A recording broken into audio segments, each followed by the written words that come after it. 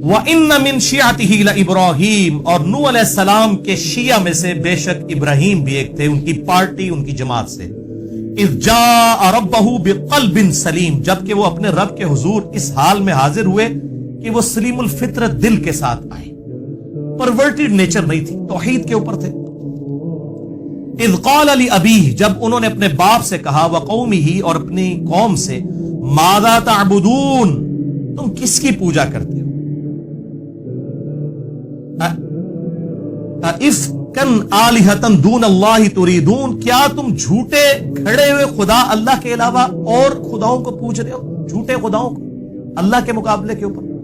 فما ظنکم برب العالمین، تو بس تمہارا رب العالمین کے بارے میں کیا خیال ہے؟ یہ جو آلیہ ہیں تو تم نے خود بنائے ہوئے ہیں، ساری کائنات کا کریٹر ہے، جس نے کریشن ایکس نہیلو کی ہے، عدم ماں سے وجود بخشا اس کائنات کو، اس کے بارے میں تمہارا کیا خیال ہے؟ فَنَظَرَ نَظْرَةً فِي النُّجُومِ، پھر انہوں نے ستاروں کی طرف یوں دیکھا، فَقَالَ إِنِّي سَقِيمٌ، اور کہا کہ میری طبیعت ٹھیک نہیں ہے.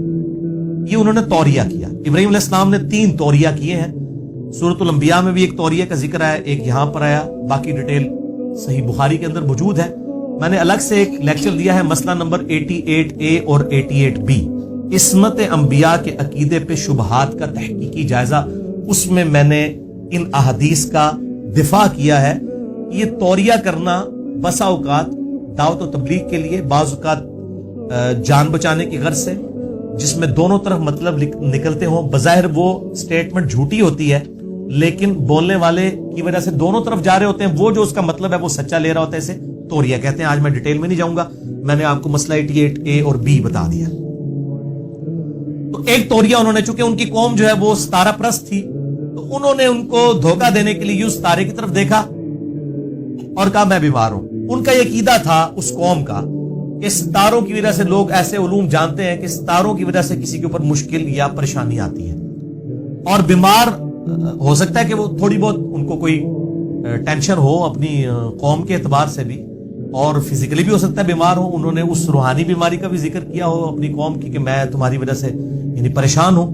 بہرحال یہ انہوں نے ہیلا اس لیے اختیار کیا تاکہ وہاں پر ایک سالانہ میلہ لگ رہا تھا، پوری قوم اس طرف جا رہی تھی، اور ابراہیم علیہ السلام نے یہ پلان کیا کہ میں ان کے بتوں کے ساتھ پھر کچھ کرتا ہوں تاکہ ان کو دعوت و تبلیغ والا معاملہ کیا جائے. وہ پورا ڈیٹیل واقعہ سورۃ الانبیاء میں آتا ہے، اس میں میرا مسئلہ نمبر 145 ریکارڈڈ موجود ہے الحمدللہ. یہاں پر اس کا کچھ حصہ نقل ہوگا. فَتَوَلَّوْا عَنْهُ مُدْبِرِينَ، چنانچہ وہ لوگ انہیں پیچھے چھوڑ کر میلے پر چلے گئے. اب وہ پورا گاؤں خالی ہو گیا. فَرَاغَ إِلَىٰ آلِهَتِهِمْ فَقَالَ أَلَا تَأْكُلُونَ، آپ چپکے سے ان جھوٹے معبودوں کے پاس آئے جو انہوں نے بت بنائے ہوئے تھے، اور کہا کھاتے کیوں نہیں ہو؟ ان کے سامنے اتنے بڑی بڑی ٹریوں میں انہوں نے کھانے لا کے رکھے ہوئے. بیسیکلی کھانے تو انہوں نے وہاں کے جو مجاور ہیں انہوں نے اپنے پیٹ پالنے کے لیے رکھے ہوتے ہیں. یہاں پہ بھی اب یہی ہوتا ہے درباروں کے اوپر، چاہے وہ ہندوؤں کے ہوں چاہے مسلمانوں کے. وہ ظاہر ہے وہ جو بزرگ صاحب قبر ہے، اس نے کہاں سے کھانا پینا ہے؟ اگر وہ نیک ہے تو اللہ کی جنتوں میں ہے، اور اگر بد ہے تو اس کھانے سے آپ اس کو کوئی نفع نہیں پہنچا سکتے. وہ تو باہر کے جو لوگ ہیں انہوں نے اپنے پیٹ جو ہے وہ موٹے کرنے ہوتے ہیں، تو ان پہ چڑھاوے جو چڑھائے ہوئے تھے. تو ابراہیم علیہ السلام نے طنز کے طور پر ان سے گفتگو کی کہ وہ کھاندے کیوں نہیں ہو؟ کھاؤ نا اگے جڑا مال پیا ہوا ہے جی. اچھا ما لکم لا تنطقون، اب انہوں نے کیا جواب دینا تھا؟ پھر انہوں نے کہا کہ جواب کیوں نہیں دیتے؟ ویسے تو کہتے ہیں نا وہ جناب وہ بزرگ تو جناب اتنے 100 میل سے بھی دور سن لیتے ہیں، اور یہ سارے معاملات یہاں پر بھی بتوں کے بارے میں اگر ان کا یہ عقیدہ تھا کہ آلہہ ہیں تو سنتے کیوں نہیں ہو؟ جواب کیوں نہیں دیتے؟ فراغ علیہم ضربا بالیمین، پھر انہوں نے پوری قوت کے ساتھ ضرب لگائی اپنے دائیں ہاتھ سے اور سارے بتوں کو توڑ دیا. سورۃ الانبیاء میں آتا ہے کلہاڑا لے کے انہوں نے سارے بت توڑے، اور جو سب سے بڑا بت تھا اس کے کندھے کے اوپر انہوں نے وہ رکھ دیا کلہاڑا. اور پھر جب وہ قوم آئی تو ان کے ساتھ بھی توریہ کیا اور کہا کہ ان کے بڑے سے پوچھو. یعنی وہ یہ کہنا چاہ رہے تھے کہ اگر یہ بولتا ہے تو پوچھ لو کس نے کیا. ٹھیک ہے، ان کے بڑے نے کیا ہوگا. اور بڑے سے مراد انہوں نے اپنے دل میں اپنے آپ کو لیا کہ جو ان سے زیادہ طاقتور اور بڑا ہے، اور ان کو یہ سمجھ آئی کہ یہ کہہ رہا ہے کہ یہ بڑے بت نے کیا ہوگا. تو انہوں نے کہا یار یہ، انہوں نے کہا ابراہیم تجھے پتا تو ہے یہ کچھ نہیں کر سکتے. پھر ابراہیم علیہ السلام نے وہاں پہ خطبہ توحید دیا کہ جو تمہیں پتا بھی ہے تو تف ہے تم پر بھی اور تمہارے آباء و اجداد کے اوپر بھی. یعنی یہ بھی امت ابراہیمی ہے نا. یہاں پہ کہتے ہیں ذرا بزرگوں کا نام احترام سے لیں. ابراہیم علیہ السلام نے تو بزرگوں کو پہلے جڑا لمحہ پایا ہے. انہوں نے کہا تف ہے تواڈے ہوتے بھی تواڈے بزرگاں ہوتے بھی. کہ تسی لوگ بے دلیل اس طرح کے معاملات میں. اب یہ مثالیں لا کے دیتے ہیں. وہ دیکھیں جی حضرت موسیٰ علیہ السلام کو اللہ نے کہا فرعون سے اس طرح بات کرنا. بھائی یہ امت جو ہے ابراہیمی ہے, یہ امت توحید ہے, یہاں پہ ابراہیمی خون ہے, اس لیے ہم توحید کے معاملے میں بہت سینسٹیو ہیں کہ شرک is the most sensitive issue in the sight of Allah. Allah کے حضور شرک سے زیادہ حساس معاملہ ہی کوئی نہیں ہے. کیٹاگوریکل قرآن حکیم میں سورۃ النساء کی آیت نمبر 48 اور 116 میں مینشن ہوا ان اللہ لا یغفر ان یشرک بہ ویغفر ما دون ذلک لمن یشاء. بے شک اللہ شرک کو کبھی معاف نہیں کرے گا, اس کے علاوہ ہر گناہ معاف کر دے گا, وہ بھی اوپن لائسنس نہیں, جس کے لیے چاہے گا. شرک کے علاوہ ہر گناہ معاف ہو سکتا ہے. ہاں دنیا میں شرک بھی معاف ہو جائے گا. سورۃ الفرقان کی آیت نمبر 70 میں آیا کہ دنیا میں شرک سے توبہ کر لے, ہم اس کے گناہوں کو بھی نیکیوں سے بدل دیں گے الحمدللہ. بہرحال توحید اور شرک کے حوالے سے الحمدللہ ہزاروں لوگوں کی عقیدہ توحید کی اصلاح کا سبب بننے والا میرا ایک لیکچر ہے, مسئلہ نمبر 3, دعا صرف اللہ ہی سے, اور اسی کی ایکسٹینشن ہے وسیلہ اور توسل کے صحیح احکام و مسائل, مسئلہ نمبر 43. جسے شوق ہو تو وہ دیکھے, میں آج اس کو اسکپ کرتا ہوں, ادروائز وہ سارا ٹیسٹ ڈسٹرب ہو جائے گا اس حوالے سے جو ہم ڈسکشن کر رہے ہیں. تو انہوں نے اس سارے بتوں کو توڑ دیا. فَأَقْبَلُوا إِلَيْهِ يَزِفُّونَ, تو وہ سارے وہ میلے سے جب رنگ رلیاں بنا کے واپس آئے دوڑتے ہوئے, قَالَ أَتَعْبُدُونَ مَا تَنْحِتُونَ, آپ نے فرمایا کیا تم پوجتے ہو انہیں جنہیں تم خود تراشتے ہو, وَاللَّهُ خَلَقَكُمْ وَمَا تَعْمَلُونَ, جبکہ اللہ تعالیٰ نے تمہیں بھی پیدا کیا ہے اور جو کچھ تم پیدا کرتے ہو اس کا بھی الٹیمیٹ خالق اللہ ہے. یعنی یہ جو بت تم نے تراشے ہیں اس کے لیے پوٹینشلی طاقت کس نے دی ہے؟ اللہ نے. اسے مسئلہ تقدیر کے چکر میں نہیں ڈال دینا چاہیے. بعض لوگ اس طرف بھی, قدریہ جو جبریہ, وہ اس طرف چلے گئے کہ ہم جو زنا بھی کرتے ہیں نعوذ باللہ برائی بھی کرتے ہیں تو اس کا خالق بھی اللہ ہے. تو وہ اس آیت سے لیتے ہیں کہ اللہ نے تمہیں بھی پیدا کیا اور جو تم اعمال کرتے ہو اس کا خالق بھی اللہ ہے. حالانکہ اسے دقت نظر سے دیکھیں, اس میں بتوں کے کانٹیکسٹ میں بات ہو رہی ہے کہ جو کچھ تم کر رہے ہو تمہیں بھی اللہ نے پیدا کیا, اور جو تمہارے اعمال ہیں یعنی ان بتوں کو جو تم نے تراشا ہے یہ پوٹینشلی طاقت کس نے دی تھی؟ اللہ نے. تو در حقیقت اللہ خالق ہے. تمہیں چاہیے تھا اللہ کو پوچھتے, اس کی طاقت سے بجائے اس کے مقابلے پر بت تراشنے کے اللہ کے سامنے سر تسلیم خم کرتے. یہ اس کی اپروپریٹ تشریح بنے گی. قالوا ابنوا له بنیانا, انہوں نے اب کیا کرنا تھا, انہوں نے کہا جی کھودو اس کے لیے بڑی سی ایک جو ہے وہ زمین میں آتش کدہ بناؤ. فالقوه فی الجحیم, پھر اسے اس آگ میں پھینک دو. فارادوا به کیدا, انہوں نے تو چاہا تھا آپ کا برا کرنا. فجعلناهم الاسفلین, لیکن وہی خود ذلیل و خوار ہو گئے. وہ سورۃ الانبیاء میں آتا ہے, اللہ نے کہا کہ ہم نے حکم دیا اے نار ٹھنڈی ہو جا ابراہیم پر اور سلامتی بن جا. اتنی ٹھنڈی نہ ہو جائے کہ ان کو ٹھنڈ لگنا شروع ہو جائے, سلامتی والی ٹھنڈی ہو جائے. اور وہ آگ ٹھنڈی ہو گئی. اتنی بڑی آگ جلائی تھی انہوں نے. اور صحیح بخاری میں اس کانٹیکسٹ میں ایک حدیث ہے کہ سیدنا عبداللہ ابن عباس کہتے ہیں رضی اللہ تعالیٰ عنہ کہ ابراہیم علیہ السلام کو جب آگ میں پھینکنے لگے تھے تو انہوں نے اس وقت پڑھا تھا حسبنا اللہ و نعم الوکیل, ہم نے اللہ ہی پر بھروسہ کیا, ہمیں اللہ ہی کافی ہے اور وہی بہتر کارساز ہے.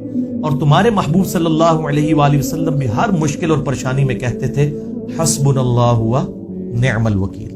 میرا ایک کلپ بھی یوٹیوب پہ لاکھوں لوگ دیکھ چکے ہیں, مصیبت اور پریشانی سے بچاؤ کے 3 وظائف, حسبنا اللہ و نعم الوکیل, یا حی یا قیوم برحمتک استغیث, اور لا الہ الا انت سبحانک انی کنت من الظالمین. احادیث کے ریفرنسز کے ساتھ میں نے ڈیٹیل سے ڈسکس کیے, میں نے صرف اشارتاً بات کر دی. تو اللہ تعالیٰ ماتا ہے انہوں نے برا چاہا تھا لیکن اللہ نے ان کو ذلیل و خوار کر دیا. وقال انی ذاہب الی ربی سیہدین, انہوں نے کہا میں تو اپنے رب کی طرف جا رہا ہوں, وہ میری رہنمائی کرے گا. یعنی جبلی ہدایت پہ تو ابراہیم علیہ السلام تھے, انہوں نے شرک کبھی نہیں کیا. نبی ہمیشہ سے اللہ کی حفاظت میں ہوتا ہے لیکن مبعوث بعد میں ہوتا ہے جب اللہ چاہتا ہے.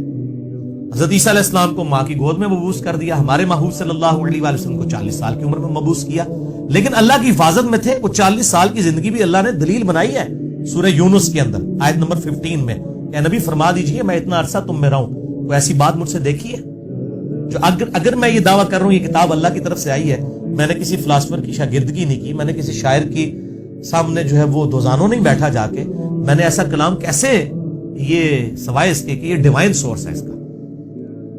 تو اللہ تعالیٰ ماتا ہے جب انہوں نے دعا کی ربی حبلی من الصالحین, اور انہوں نے یہ دعا کیا اللہ مجھے کوئی نیک بچہ عطا فرما. فبشرناہ بغلام حلیم, تو اللہ فرماتا ہے ہم نے ان کو خوشخبری دی ایک حلیم فرزند کی، صابر و شاکر، برداشت والا، یعنی سیدنا اسماعیل علی نبینا علیہ الصلوۃ والسلام، ہمارے محبوب صلی اللہ علیہ وآلہ وسلم کے جد امجد۔ ابراہیم علیہ السلام کے 2 بیٹے ہیں، تورات کے اندر بھی موجود ہے، باقی کچھ ٹیمپر ہو گیا کہ انہوں نے اسحاق کو ذبیح اللہ کہہ دیا۔ ہمارے اہل سنت کی بعض کتابوں میں بھی، المصنف ابن ابی شیبہ، المستدل الحاکم، ایون تاریخ تفسیر تبری میں بھی ہمارے اہل سنت کے بھی کچھ مفسرین کا یہ خیال ہے کہ ذبیح اللہ حضرت اسحاق ہیں، اسماعیل نہیں ہے۔ لیکن جو قرآن پاک کا اسلوب ہے، دلائل کی روشنی میں میرا اپنا پرسنل موقف یہ ہے کہ اسماعیل علیہ السلام ہی ذبیح اللہ ہے۔ آپ کو ان آیات سے کانٹیکسٹ سے بھی پتہ چل جائے گا۔ اس حوالے سے سب سے بہترین کام مولانا مودودی رحمہ اللہ تعالی نے کیا ہے تفہیم القرآن میں، انہی سورہ الصافات کی آیت نمبر 100 اور آن ورلڈ کے کانٹیکسٹ میں انہوں نے دلائل دیے ہیں، علمی دلائل، شودیاں نہیں ماریاں، کیونکہ جو پڑھا لکھا بندہ ہے وہ پھر شودیاں مارتا نہیں، جذبات کے ساتھ نہیں کھیلتا، علمی دلائل دیتا ہے۔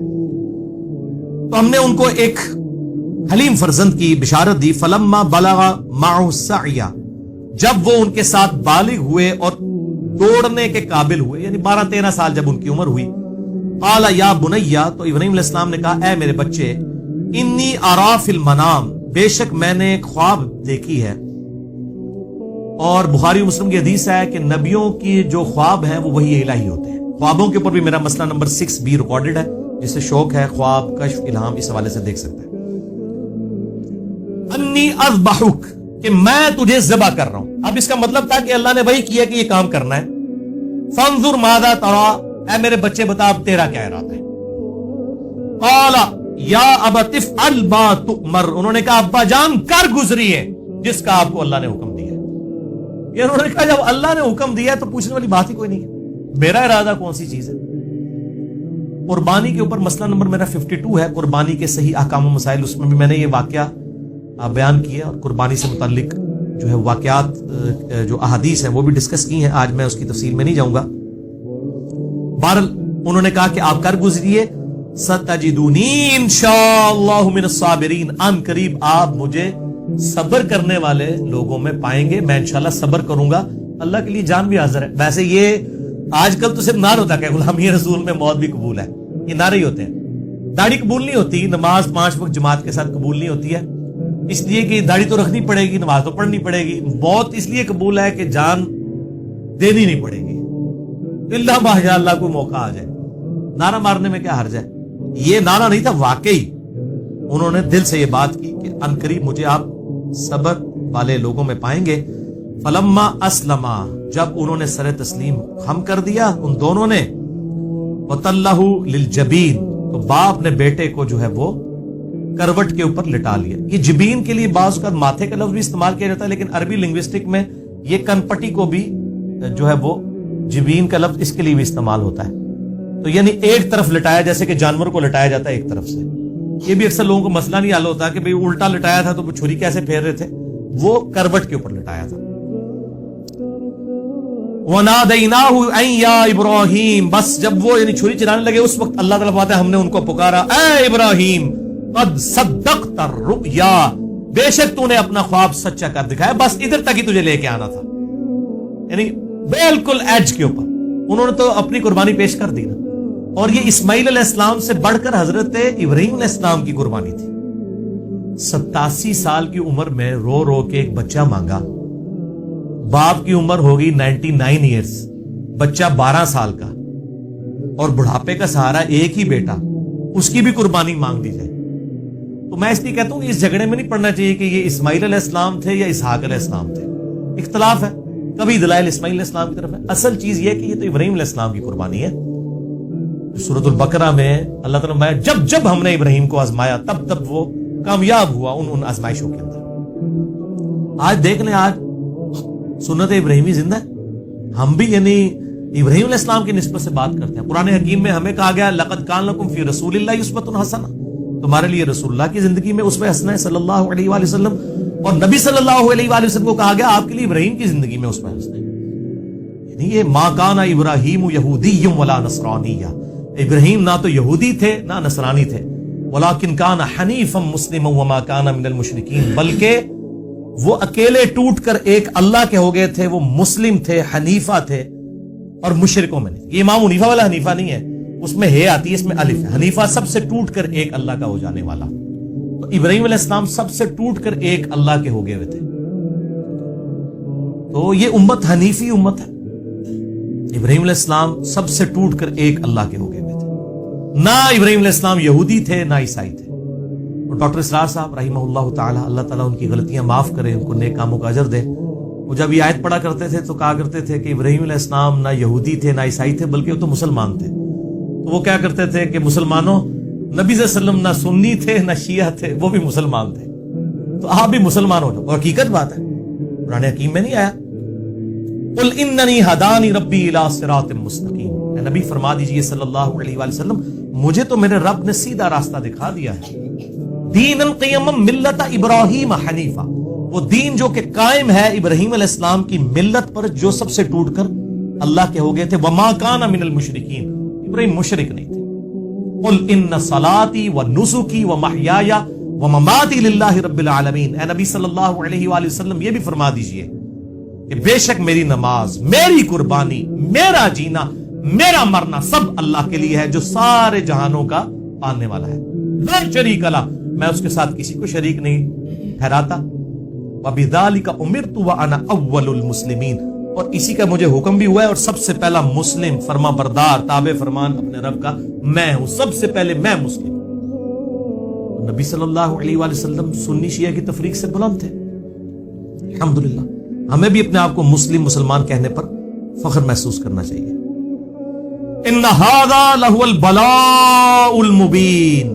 قربان جائیں ابراہیم علیہ السلام کے, یار جس کو اللہ کہہ رہا ہے کہ ابراہیم علیہ السلام کو اللہ فرماتا ہے بے شک یہ بہت بڑی آزمائش ہم نے ڈال دی تھی ابراہیم کے اوپر. یعنی ہم تو کہتے ہیں نا کہ اللہ تعالیٰ کے لیے کچھ بڑا کام کر جائیں, اللہ فرماتا ہے ہم نے بہت بڑی آزمائش ڈالی ابراہیم کے اوپر, وہ کامیاب ہوئے.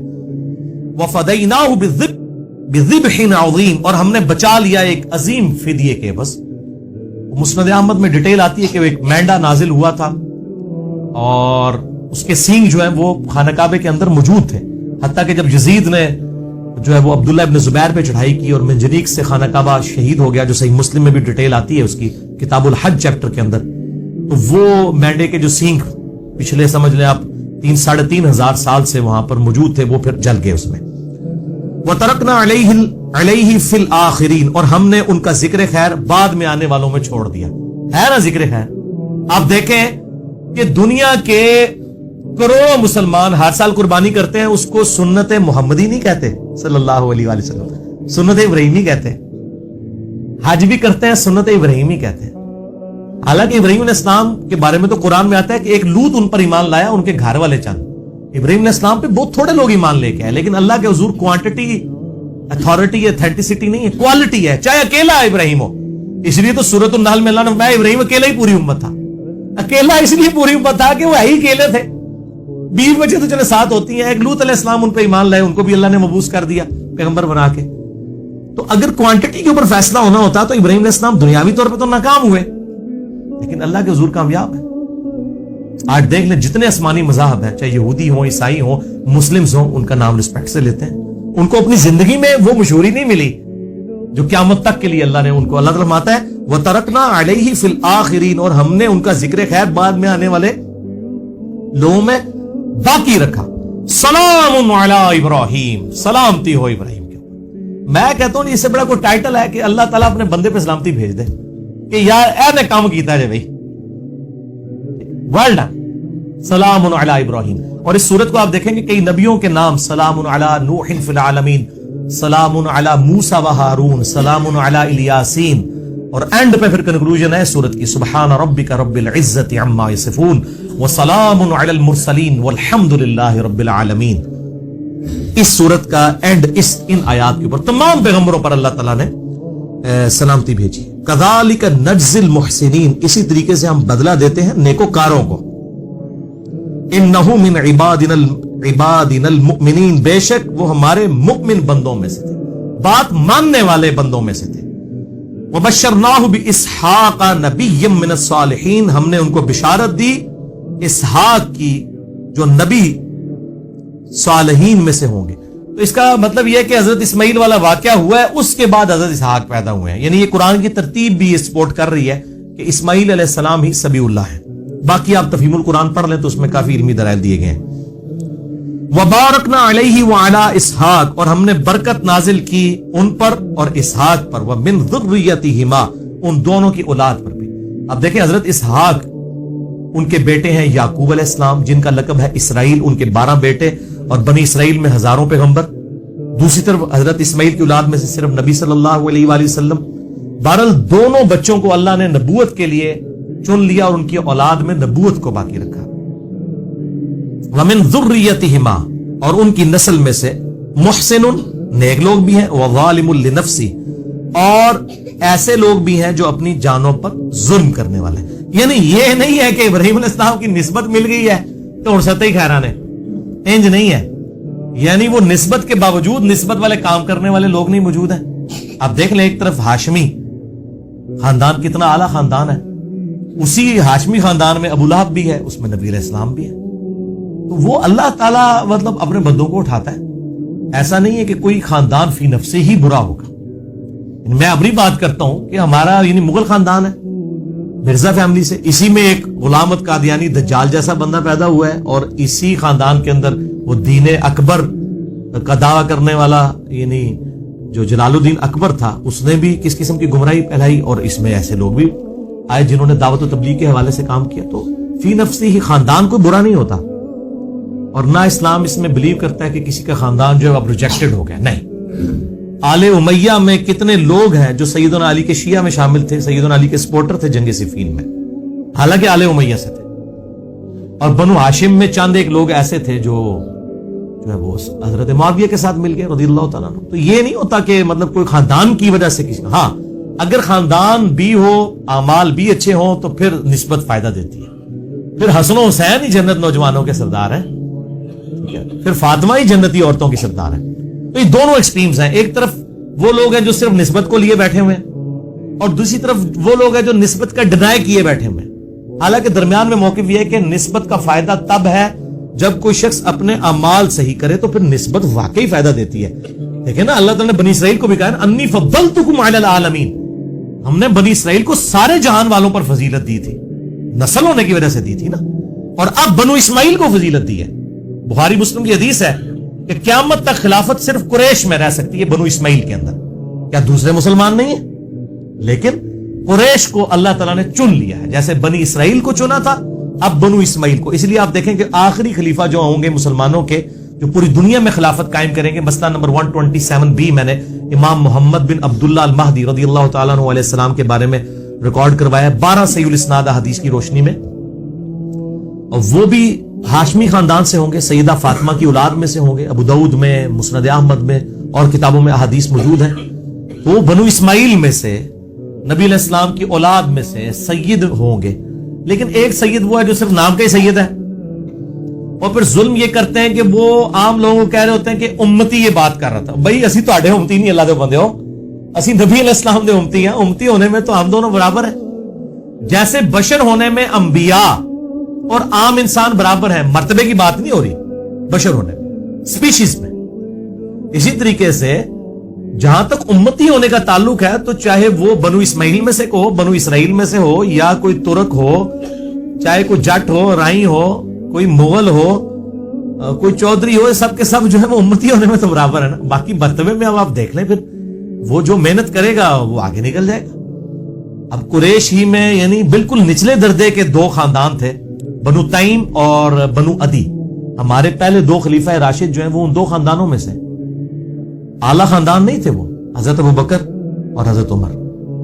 آل امیہ چلیں کوئی اعلیٰ درجے کا خاندان حکومتی لیول پہ تھا. 3 خلیفہ حضرت عثمان ان میں سے ہوئے، اور 4 تو خیر ہاشمی تھے، سیدنا علی بن ابی طالب رضی اللہ عنہم اجمعین علیہم السلام.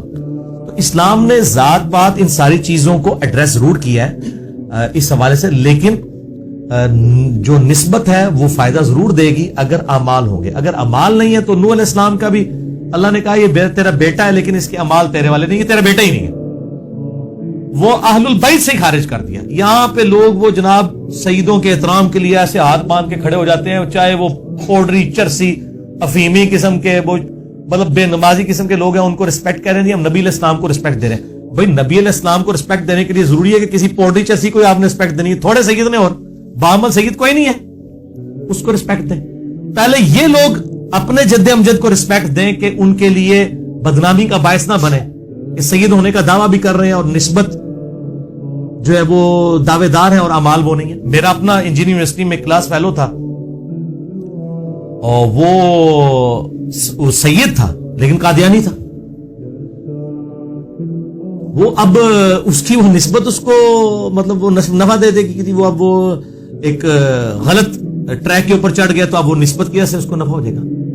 تو چلے اگر میں کہتا نا وہ سنی تھا شیعہ تھا تو آپ ایک دم کان نہیں تھے کھڑے ہونے. اب قادیانی سن کے تو سارے لگے نہیں یار، یعنی سید جڑے قادیانی بھی ہیں ٹھیک ہے، حالانکہ کتنا گمراہ کن عقیدہ ہے ختم نبوت کے حوالے سے.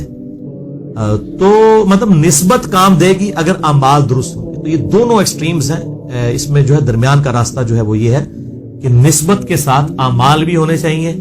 خالی نسبت کوئی شے نہیں ہے جب تک اعمال درست نہیں ہوں گے، اور اعمال کے ساتھ نسبت فائدہ دے گی. خود دیکھیں ہمیں جو نسبت حاصل ہے کہ بخاری مسلم کی حدیث ہے کہ قیامت والے دن سب سے پہلے امت محمدیہ کا حساب ہوگا صلی اللہ علیہ وآلہ وسلم، اور جنت میں کوئی داخل نہیں ہوگی امت جب تک میری امت داخل نہ ہو. حالانکہ ہم سب سے اینڈ پہ آئے ہیں، تو ہمیں کس کی نسبت نے فائدہ پہنچایا؟ نبی علیہ السلام کی نسبت نے انشاءاللہ تعالی. تو نسبت کا فائدہ سب کو مل رہا ہے، صرف سیدوں کو نہیں مل رہا، ہمیں بھی مل رہا ہے. ٹھیک ہے الحمدللہ. ہم بھی یعنی انڈائریکٹلی آل محمد میں ہم بھی شامل ہیں. محمد والے تو ہیں نا، ایک تو آل محمد وہ ہے ظاہر اہل بیت ہے، وہ تو نہیں ہم، لیکن آل محمد والوں میں تو ہم بھی شامل ہیں الحمدللہ. اور یہ نسبت ہمارے ساتھ ہے. کاش ہم اسی نسبت پہ فخر کریں، اپنے آپ کو حنفی، شافعی، مالکی، جعفری، وہابی، سنی، شیعہ اس قسم کے ٹرمز کی بجائے اپنے آپ کو اگر کوئی نسبت ہی لگانی ہے تو محمدی کہیں. اور نبی علیہ السلام نے دیکھیں محمدی بھی نہیں، اس سے بھی اوپر چلے گئے. سورۃ الحج کی آیت نمبر 78 کے اندر وَسَمَّاكُمُ الْمُسْلِمِينَ مِنْ قَبْلُ وَفِي هَذَا، اللہ تعالیٰ کے محبوب پیغمبر ابراہیم علیہ السلام نے تمہارا نام مسلم رکھا تھا، اور اس قرآن کے اندر اللہ نے تمہارا نام مسلم، مسلمان، فرما بردار رکھ دیا ہے، تابع فرمان. اسی پہ ہمیں فخر محسوس کرنا چاہیے.